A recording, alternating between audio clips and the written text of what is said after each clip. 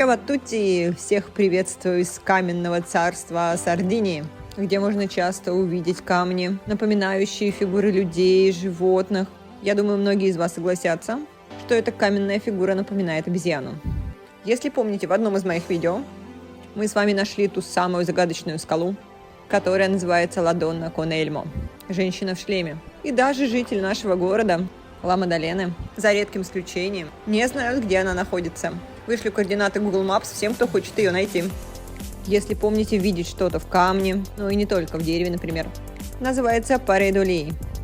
Но сегодня нам не требуется наше воображение, но внимательный взгляд, способный в обычном увидеть еще больше, не используя воображение. Это сегодня наша цель – найти некое волшебное существо, которое также мифологически названо. Приглашаю вас на поиск нимфы дракона, которая прячется, как и положено по всем легендам, в деревце, в данном случае в фруктовом кустарнике, который называется карбецоло.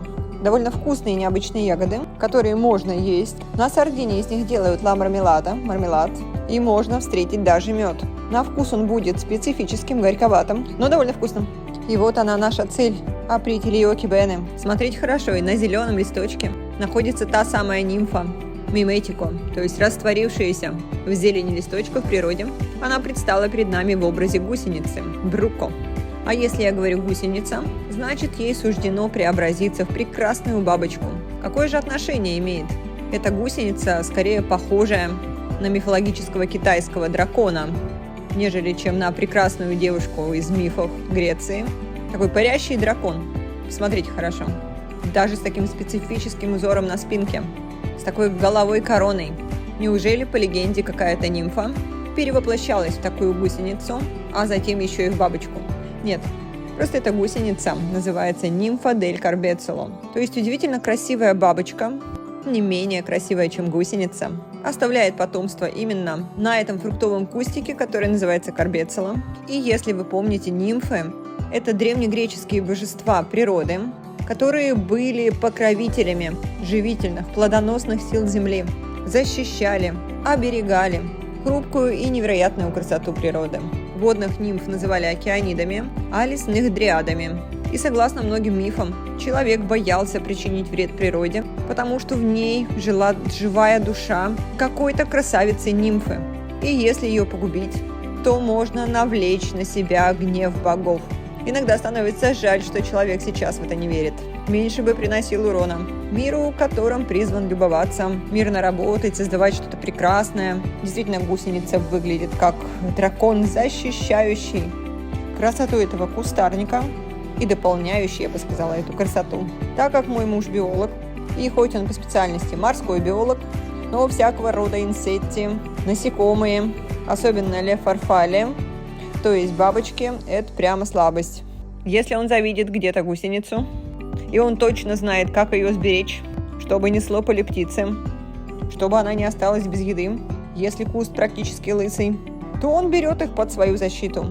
У нас есть специальный домик, и уже 3 раза мы становились свидетелями прекрасного. Но это с момента моего присутствия в доме. Сколько раз он это видел, могу только догадываться. Явно очень много. И это действительно чудо, когда в какой-то момент вот эта прекрасная гусеница остановит время. Вспоминается Фауст и его бессмертная фраза «Остановись в мгновение, ты прекрасна». Так и гусеница, когда почувствует это прекрасное мгновение, которое называется «пора», заморозит себя, закристаллизуется в куколку, где, как в одном из рассказов Набокова, писателя, который тоже очень любил бабочек, боготворил, начинается тайна перевоплощения, которая также является жизненной метафорой.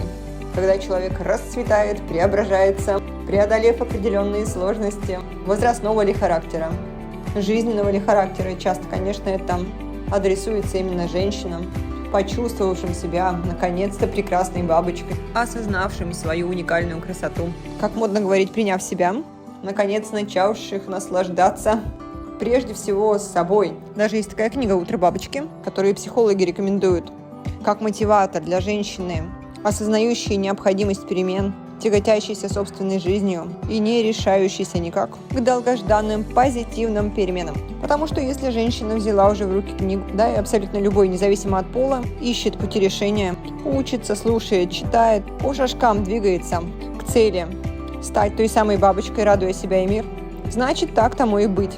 И на это время своего обучения, своего осознавания поучиться у матери природы, у нашей прекрасной нимфы Дель Корбеццоло, немножко застыть, закуклиться, чтобы лучше узнать себя, свои желания, то есть больше внимания не внешнему, а внутреннему, разглядеть собственную оригинальность и выпорхнуть в мир.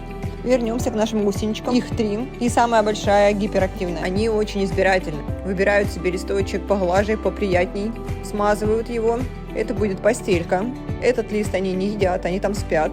Вообще они любят солнце, посмотрите, но в данном случае ей, видимо, надоело ползать под солнцем. Нашла себе омбрелину, зонтик, чтобы не сгореть, а получить шикарный бронзовый загар. Шучу, конечно. И так она смотрит на нас с вами не самым доброжелательным взглядом, в котором как будто читается «Андате виа», то бишь «идите отсюда».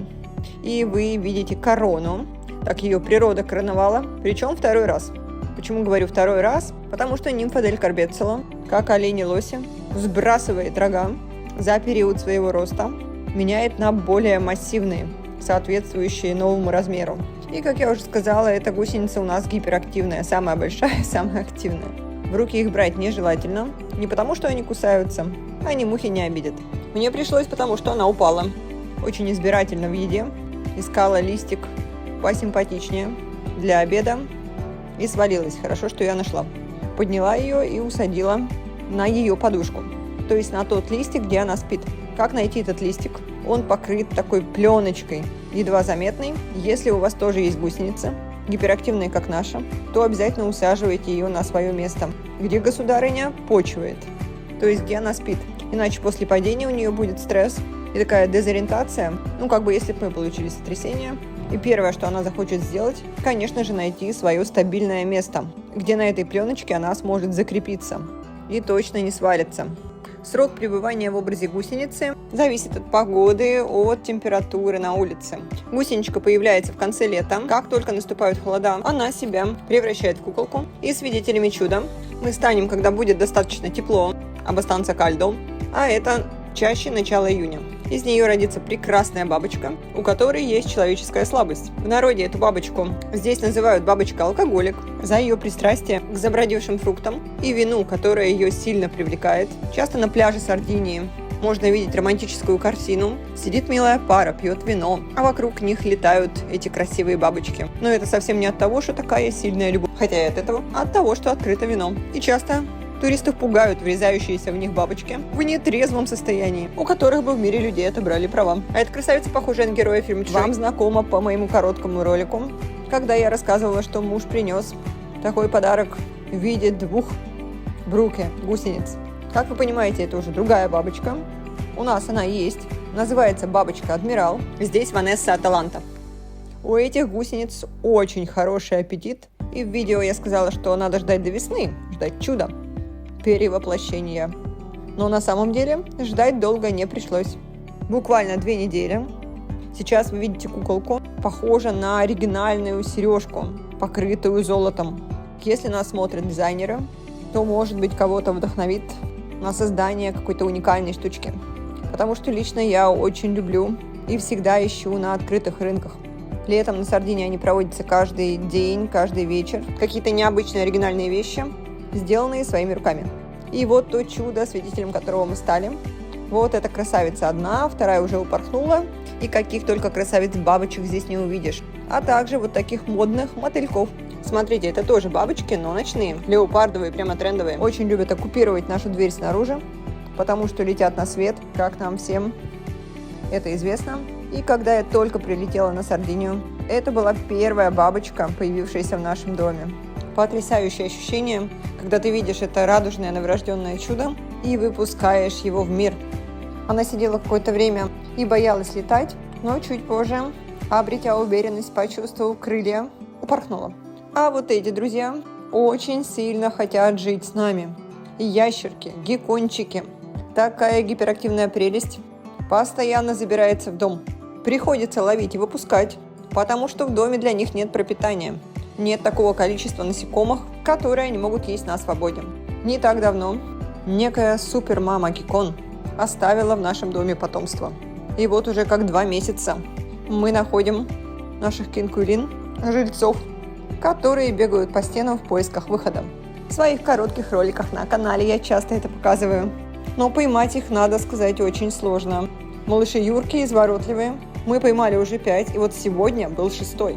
Вы можете найти этого счастливца, похожего на мини-крокодильчика, в моих коротких видео.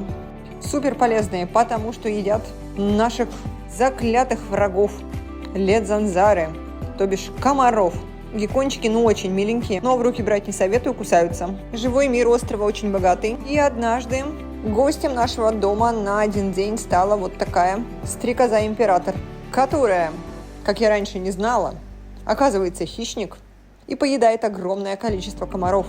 Супер полезное и красивое насекомое. Про нее тоже есть короткий ролик на моем канале, где я рассказала историю чудесного спасения. Посмотрите, какие глаза. Бедняжка запуталась в паутине, но мы ее оттуда извлекли. И так как начался дождь, ей тоже с этим не повезло, пришлось ее ненадолго оставить у нас до наступления солнечного утра. Потому что в дождь насекомые не летают, они даже способны обходиться долгое время без еды, так замораживать себя. Интересно также, что личинка стрекозы – это как раз-таки прототип героя фильма «Чужой». Потому что, как и у бабочки, у стрекозы свой путь перевоплощения из ужасной, длинноязычной личинки, которую, я помню, мы в детстве ловили на палку на болотах и знать не знали, что это такое. Оказывается, из этого на внешний вид не самого приятного существа появляется красавица-стрекоза. Напоминает сказку «Гадкий утенок», а вот ее Сорелина, что по-итальянски значит «сестричка» такого необычного окраса. Вот еще одна бабочка. С виду кажется маленькая, неприметная, но когда она раскрывает свои маленькие крылышки, появляется радуга. И вот буйство цветов, еще одна бабочка на таком ярком цветке. И есть еще один ролик вот про это насекомое, когда я говорю, не спешите хватать тапок. Если к вам в апартаменты заглянет вот такое насекомое, напоминающее шершня или колибри, на самом деле это безобидная бабочка, которая ищет место да потеплее для зимовки. La farfalla sfinge del buon augurio. Что значит бабочка-сфинкс, приносящая удачу? Видимо, чтобы глупый человек, испугавшись, не убил необычное насекомое, ему придумали такой хвостик, как удачи, приносящая удачу. То бишь, кто ее, не дай бог, бьет, не видать тому удачи. Подробнее смотрите в коротком видео. Смотрите, какая любопытная. Настоящая модель, не боится камеры. И завершает сегодня нашу видеоколлекцию насекомых Сардинии и животных тоже, не забывая о ящерках и гекконах. Вот такая глазастая прелесть, которая не появляется у нас в доме. Но если бы наш дом был в лесу, стоял где-нибудь на бывшей песчаной дюне, то она тоже стала бы нашим гостем. Чичинделла сарда. Такое брендовое насекомое Сардинии. Посмотрите, какая у нее окраска. Если бы я была дизайнером сардинским, я бы, возможно, создала коллекцию одежды с таким принтом, потому что это милая букашечка. Уникальна тем, что живет именно на Сардинии, еще на Сицилии и больше нигде. Как и стрекоза, это хищник, несмотря на свою милоту, и охотится она на насекомых, иногда в 2 раза больше себя, больших черных муравьев. Но не только на них, на мелких букашек тоже, но, видать, на муравьев интересней. Сейчас мы видим хищника в деле. Где-то тут гуляет ни о чем не подозревающий трудяга-муравей, которого она попытается схватить и слопать. Этот момент смотрите в моем коротком видео. И в завершении увидим символичных трудоголиков-муравьев. Так давно узнала такой факт. Если помните знаменитую басню «Крылова стрекоза и муравей», где лето красное она пропела, а муравей проработал на свое будущее, в финале нашей басни муравей ее к себе не пустил. А вот в итальянской басне, в переводе знаменитого итальянского писателя Джани Родари, муравей пустил стрекозу, но с одним условием, что следующим летом она будет работать с ним. То есть более добрый, но не бескорыстный. Почему же у Крылова по-другому? С моралью, что надеяться на халяву или на чью-то благосклонность не стоит. Разница ли менталитетов? Подумаем. Пусть у нас не будет таких проблем, как у стрекозы. Мы будем порхать, как бабочки, трудиться в удовольствие, наслаждаясь продуктами своего труда, в рабочих буднях не забывая о своей легкости и красоте. Об этом прекрасном месте, куда прилетают отдыхать птицы, расскажу в своем следующем видео. Отличного дня, легкого, зажигательного вам настроения. Всем добра, до новых встреч на моем канале. Чао!